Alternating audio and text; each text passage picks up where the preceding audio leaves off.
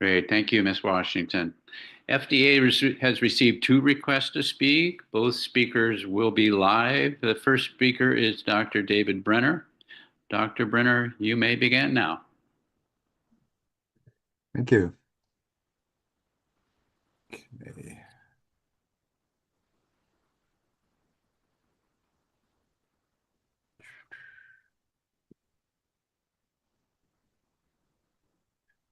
Okay, can you see my slides? Yeah, we see them. Yes. They look great. Thank you. Okay, so my name is David Brenner, and I'm director of the Center for Radiological Research at Columbia University in New York, which is the oldest and largest radiological research center in this country, founded by a student of Marie Curie back in the day. Columbia University has a patent for a filter for far UVC excimer lamps, I should disclose. So my colleagues at UV Medico asked me to give a brief summary of far UVC light, where its rationale and where it stands at the moment. So that's what I will do. So the background, as everybody at this meeting knows, is we've known for a very long time that UVC light is very efficient at inactivating airborne pathogens. And back in the day, in the 1940s, it was installed in a number of schools. And you can see actually in this left-hand picture here, a UVC, conventional UVC lamp. And it was very effective in many cases, and some results here showing it controlled a measles epidemic in Philadelphia in the early 1940s. But of course, what we now know, or we also knew then, conventional 254 nanometer germicidal UVC is a potential health hazard to the skin and to the eyes. So what we'd really like is a type of UVC that can be used in occupied spaces, and is still effective at inactivating airborne pathogens, but doesn't have the health hazards to the skin and eyes. And that's where far UVC came to be thought about. So conventional germicidal UVC, as I say, is in the 250 nanometer range.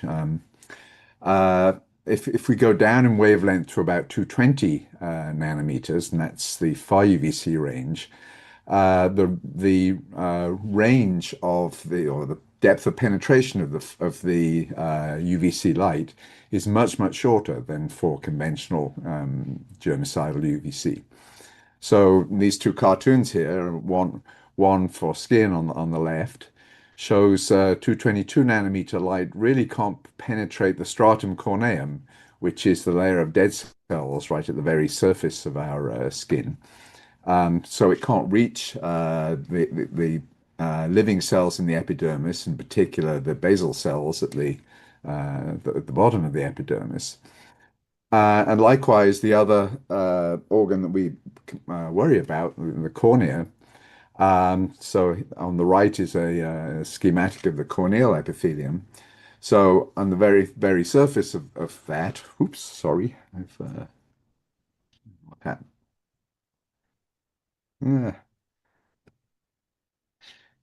Okay, on the very surface of the cornea is the tear layer, and below that the very first layer of cells are essentially dead cells, which are going to be sloughed off into the tear layer.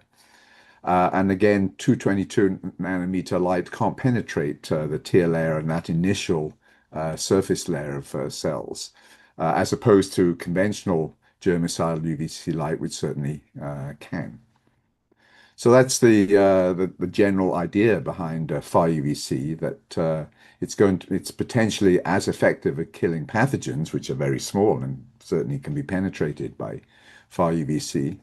But it's potentially it's going to be safer for human exposure, both to the skin and the eye. So there are only two questions: is it safe and does it work? And I'll talk a little bit about both of those. So does it work? Well, let's talk about a couple of scenarios. Does it reduce the level of pathogens in room air, in occupied room air? And what about surgical site infections and hospital-acquired infections? So, in answer the question, well, does it reduce the level of airborne pathogens in occupied rooms? Well, in those studies which have been published so far, the answer is essentially yes. This particular study was in a mouse cage cleaning room where there is a very high level of airborne murine norovirus in the room. And it's an occupied room. People are coming in and out all the time. And after FDORA was installed, the level of airborne murine norovirus was decreased by more than 99%. So encouraging. Surgical site infections. Well, and let me talk first about the role of conventional UVC. So conventional 254 nanometer UVC has been used extensively over many years in operating rooms and to reduce surgical site infection. And the average over 10 major studies of the surgical site infection rate was about 80%, so very encouraging. But the need for cumbersome protective clothing when we're using conventional germicidal UVC really limited its use in the operating room. So the thinking is, well, far UVC is potentially going to be equally effective at reducing surgical site infections, but without that need for cumbersome protective clothing. And far UVC has been studied in a mouse wound model and does indeed have the properties that we want in terms of both efficacy and in terms of safety. And it's now being installed in a number of operating rooms worldwide.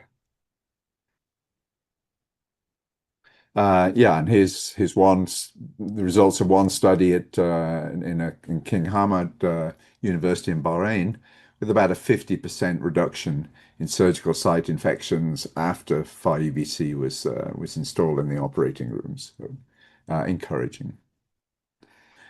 And in the more general context of hospital-acquired infections, so far UVC has been installed in many hospitals worldwide, and this certainly is not a complete list. It's a list of some of the ones I know about. They've been installed really only in the past few years, so there really isn't much long-term data to report on at this point. We'll point out one study in Cairo, where the hospital-acquired infections in their ICUs were reduced to zero.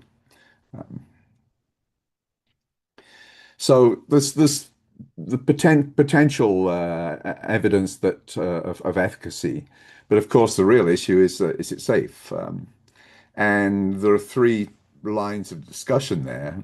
One is the biophysics, and I've talked about that it simply has a shorter range, so it can't penetrate through our stratum corneum in the skin, can't penetrate the tear layer and the very first layer of superficial cells in the cornea. But beyond that, as everybody here knows, there are existing national and international safety regulatory frameworks. I'll talk a little bit about that and then about the little survey of the published safety studies that have gone on. So we all were probably familiar with a graph like this, which is the threshold level values, the TLVs, that ACGH comes up with as a function of wavelength, and this was their pre-2023 graph. And then in 2023, because of the plethora of far UVC experimental data which had appeared, both for the skin and the eye, they modified their TRVs. That's the green curve and the red curve. So basically increased the TLVs in the far UVC range while really not changing it in the higher wavelength ranges. And following that 2023 change in the TLVs, there was a change in the IES ANSI standards and correspondingly UL equipment standards. So let me talk now for a few minutes about skin and eye safety studies. And again, in no way can I be comprehensive about this because it's really a pretty large field now. And there's an annual international conference, ICFAS, International Conference on Far UVC Safety and Technology, I think. So again, in terms of skin safety, this is one of the more direct studies, actually comes from Columbia University, where we use monochromatic wavelengths and look for DNA damage in a human skin model. So what the graph is showing here is the level of CPD damage, which is one of the UV specific DNA damage types in the epidermis as a function of wavelength. And again, what you see is essentially nothing in the far UVC wavelength region.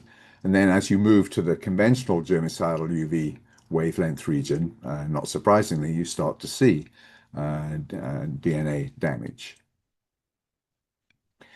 And not surprisingly, all the factors that you might worry about, like age and sex and melanin and ethnicity and Fitzpatrick scales, really don't have any significant effect on 222 nanometer skin response.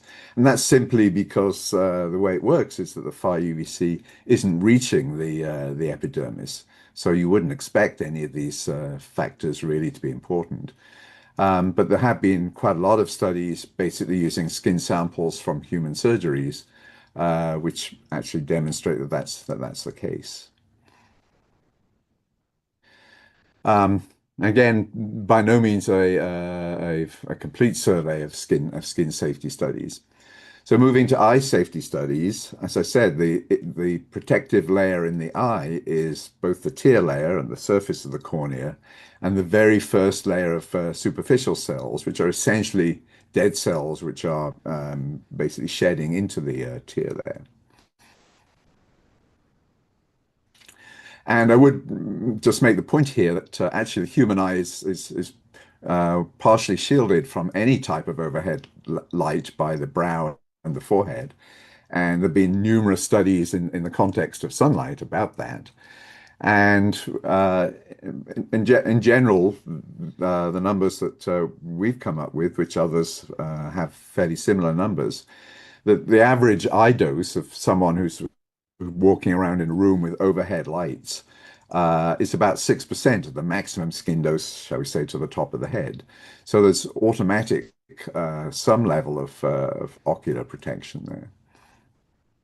But again, looking as a function of wavelength, again, using a laboratory corneal model, without a tear layer, I should say, in this case, what you see in the bottom left graph here is, again, the measure of DNA damage in the cornea, in different layers of the cornea as a function of wavelength. In that very first superficial layer, you certainly see DNA damage. In this case, we don't have a tear layer here. But again, there's not so much concern about that very top superficial layer in the cornea, because they are dead cells which are in the process of being sloughed off into the tear layer. But as one goes deeper into the wing layer and the basal cells, again, you don't see damage in the far UVC range, but as you get into the conventional germicidal UV range, you certainly do. And a paper published on the right here. And those were done with laboratory human skin and human corneal 3D models.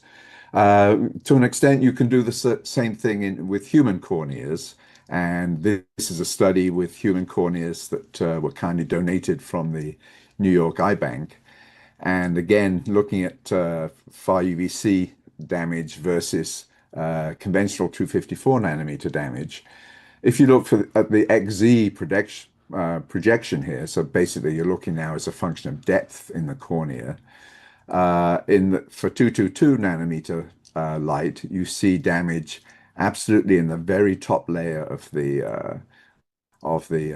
cornea, the superficial layer of cells, but you don't see any damage deeper down. Whereas with conventional germicidal 254 nanometer light, you can see damage basically all the way through the cornea. And there have been a number now of far UVC ocular safety studies actually in rooms, and just show a couple here. One in Scotland looking at short-term ocular discomfort, and basically they did not observe any when they had, so there are people in the room, of course. And a longer-term study in Japan, a medical exam room, again, they did not report any long-term adverse ocular effects. So essentially all the studies that I've talked about have looked at far UVC exposed over a fairly short period of time, whereas of course what we'd need to think about is far UVC exposed over a long period of time. So at Columbia, we did a study where we basically exposed hairless mice to far UVC over a period of a total of 66 weeks, so a year and a bit, giving a variety of different doses to the far UVC doses to the mice, and an 8-hour per day, 5 days a week exposure. So these are not genetically different mice. These are simply mice that don't have any hair. So very useful for our studies. And we looked at skin and eye effects after this very long exposure for a variety of different doses, some of which were low and some of which were actually larger than the regulatory limits. And we didn't see any evidence of induced skin cancer or any other skin abnormalities after chronic exposure at any dose. So there were no differences between the control animals and the exposed animals. And likewise for the eye, we did studies in terms of detectable eye pathology, or looking at actual visual deficits. And again, we didn't see any effects after this very long exposure. Again, not surprising because of the limited penetration of far UVC light. And the final issue I'd just like to talk about for a moment is the issue of changes in air quality. And yeah, I'm very happy to see Cam Miller on this call, who's one of the real experts in this area. So the initial studies were done in test chambers, but more recent studies have been done in real life rooms, and that's clearly a better study to do. And so I'm going to just show a couple of actually now fairly large number of studies that have taken place. This was one from the University of Maryland in a Baltimore hotel room with far UVC lights installed. And they looked at the change in indoor ozone concentrations for the far UVC lamps and found an increase of about 6 parts per billion. And that's about typical in general for the far UVC lights. So a very slight increase of less than 10 parts per billion typically in most settings. They did not see an increase in ultrafine particles when they turned the They did not see an increase in ultrafine particle concentration in the air when they turned the lights on. And in fact, actually, they saw a decrease, which probably was associated with outdoor changes. And a similar study in a New York City conference room, again, in sort of typical settings and air changes per hour of 1.3, which is kind of average. and a typical 5UVC exposure. Essentially, this study was looking at particle counts as a when with the 5UVC lights on and off, with a fancy particle counter which could measure particulates in the nanometer range up to the micrometer range. And basically, they really didn't see anything averaged over all the particle sizes, which is what you see in the left-hand graph. And in the right-hand graph, where it actually was broken down into particle sizes, again, you really didn't see anything in the nanometer range or the micrometer range. And at Columbia, we've been trying to look at this rather more systematically. So we have a room specifically designed for this study. It's meant to be a real life room, so it's got carpets and sofas and bookshelves and the like. But we can control 5UV exposure. We can control the changes per hour. We can control changes in humidity, and do as many measurements as we want.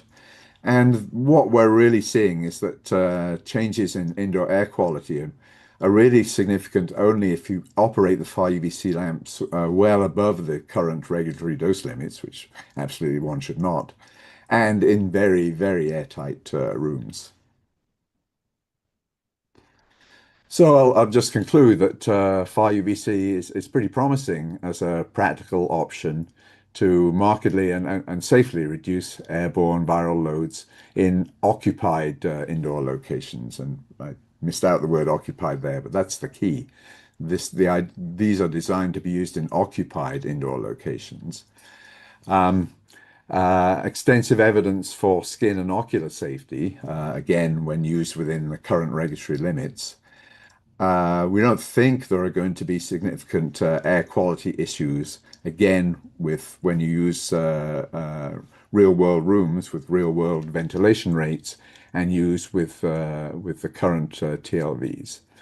And the early efficacy results I would say, are certainly pretty promising, both in the rooms outside a hospital and within hospital settings.